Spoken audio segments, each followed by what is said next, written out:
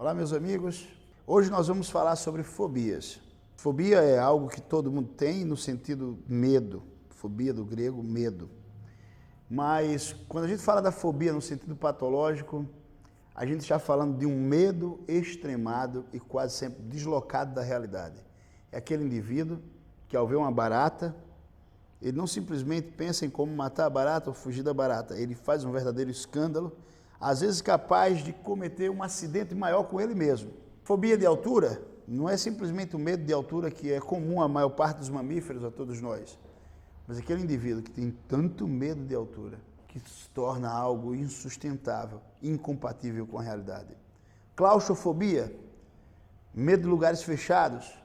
É aquele indivíduo que chega ao extremo de dizer que vai se exercitar pelas escadas para simplesmente não ter que entrar no elevador. Vejam, esses exemplos que eu apresento para vocês são suficientes para entendermos que a imensa maioria das pessoas que sofrem de fobia, seja qual for ela, fobias específicas, fobias de galinha, fobia de altura, fobia de lugares abertos, fobia de falar em público, a imensa maioria das pessoas que sofrem desse mal, da fobia, que é um medo exagerado que traz prejuízos e danos para as pessoas, elas não procuram tratamento. Elas, na verdade, procuram antes esconder o problema que possuem. E mesmo quando falam do problema, elas não buscam tratamento, elas se esquivam de alguma maneira, levando isso quase sempre como se fosse uma brincadeira, um problema menor.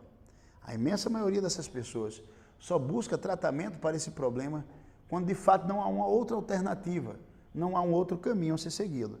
Aí, nestes casos, elas precisam de fato buscar ajuda, ou seja, é tão desconfortável, é tão difícil lidar com a fobia, que a maior parte das pessoas, elas vão se esquivar do tratamento, vão se esquivar de qualquer coisa ligada a essa fobia, antes de precisar encarar de frente o problema para resolver o problema. A fobia é um dos problemas psicológicos mais conhecidos e que temos inúmeros tratamentos, todos eles baseados no mesmo princípio, que nós chamamos de aproximação sucessiva.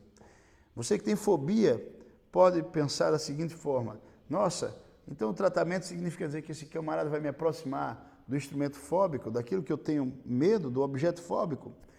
Não é bem assim na verdade. Na verdade, a fobia não depende de um processo consciente. Muitas teorias na psicologia, diferentes da análise do comportamento, já sugeriram que as pessoas precisam, na verdade, ter consciência daquilo que tem medo e consciência que aquilo não vai lhes fazer mal.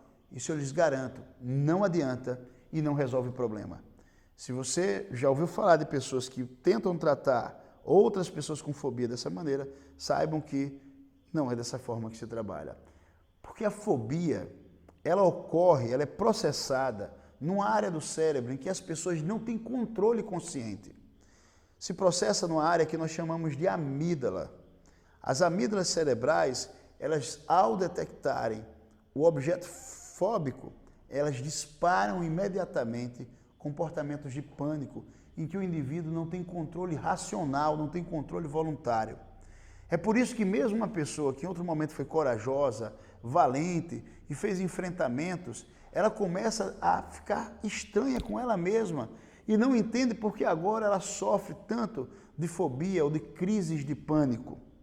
Vejam, essa pessoa não se reconhece porque o que está acontecendo com ela não depende de um controle voluntário dela. É uma área do cérebro que, após passar por algum evento, ou simplesmente porque não teve experiência em determinado assunto, o cérebro programa para emitir respostas ligadas ao comportamento fóbico, que nós chamamos tecnicamente de síndrome de Cannon, que são respostas programadas para defender o organismo. E essas respostas programadas para defender quase sempre visa gerar o afastamento do sujeito desse objeto fóbico ou gerar comportamentos agressivos para defendê-lo.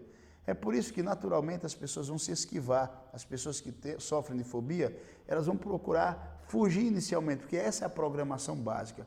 Então, quando nós propomos o tratamento, nós, na verdade, iremos fazer um tratamento que irá desligar o padrão de resposta da amígdala. Não necessariamente fazendo com que essa pessoa entre em contato direto com o objeto fóbico. Não, não é um tratamento de tortura, não é nada disso. A gente vai, na verdade, acionar dispositivos que são gatilhos até serem desligados por completos e assim fazer com que o indivíduo com mais tranquilidade não tema tanto aquele elemento. Evidentemente, se o objeto fóbico oferecer algum risco, a gente pretende que essa pessoa tenha respostas racionais de defesa, mas não respostas fora de medida, fora de eixo e descontextualizadas da realidade. Fazemos isso aproximando eventos que sejam semelhantes ao primeiro, mas que não necessariamente ofereçam risco a esse indivíduo. Espero que vocês tenham entendido e espero que vocês também consultem uma série de outras produções que deixam claro que os tratamentos com fobia, com pessoas que sofrem de fobia, são extremamente efetivos. É uma das linhas da psicologia que primeiro desenvolvemos para trazermos soluções eficazes e sanar o problema das pessoas. Muito obrigado.